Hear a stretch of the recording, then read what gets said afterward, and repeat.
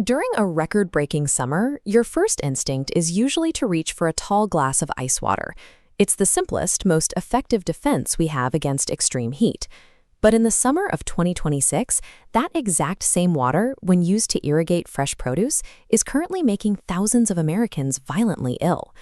Millions of Americans now depend on continuous air conditioning to keep their core body temperatures within a safe range during these extended heat waves.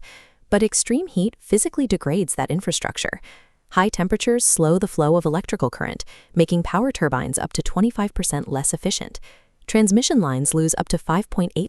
The United States is currently experiencing its largest recorded outbreak of Cyclospora, a microscopic intestinal parasite. It is affecting at least 41 states, with Michigan alone reporting over 8,000 cases, largely transmitted through everyday items like bagged salads and fresh produce.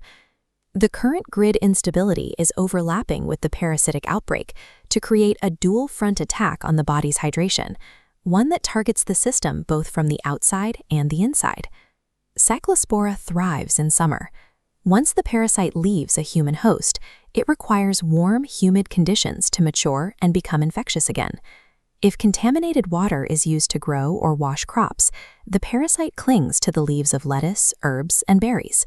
Once consumed, it heads straight for your intestinal tract. The medical danger of Cyclospora doesn't come from the bug eating your tissues.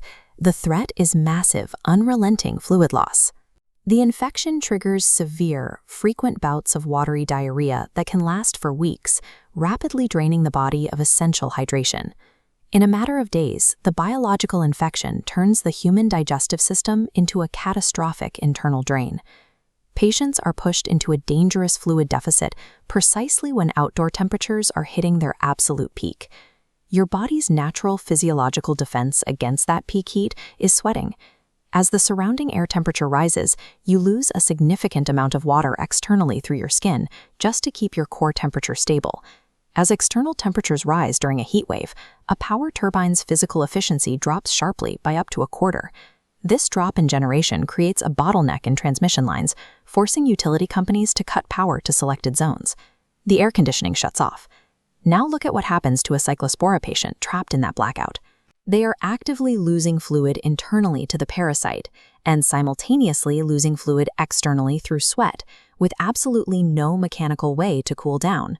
This dual-drain dehydration accelerates rapidly. It starts with a dry mouth and mental confusion and escalates to severe weakness. For the elderly, pregnant women, and the immunocompromised, this level of rapid water loss becomes fatal without immediate medical care. The failure of the energy grid acts as a threat multiplier. It removes the primary mechanical cooling defense for a vulnerable population already suffering from chronic infection-driven fluid loss. With a massive outbreak occurring during nationwide rolling blackouts, the immediate question is why the federal response has lagged so far behind the infection curve. The answer traces back to the severe federal health cuts of 2025. The CDC experienced an 80. The only guaranteed way to eliminate the parasite is to cook your food to at least 158 degrees Fahrenheit. At the same time, homes need to be prepared for the inevitable grid failures. Securing battery backups, optimizing passive cooling like thermal curtains, and using smart circuits can keep essential systems running when rolling blackouts hit. Physiologically, you have to stay ahead of the fluid loss. If you experience sudden, prolonged gastrointestinal distress during a heat wave, you need to proactively hydrate and contact a healthcare provider immediately. As global temperatures continue to climb, merely finding a patch of shade isn't enough.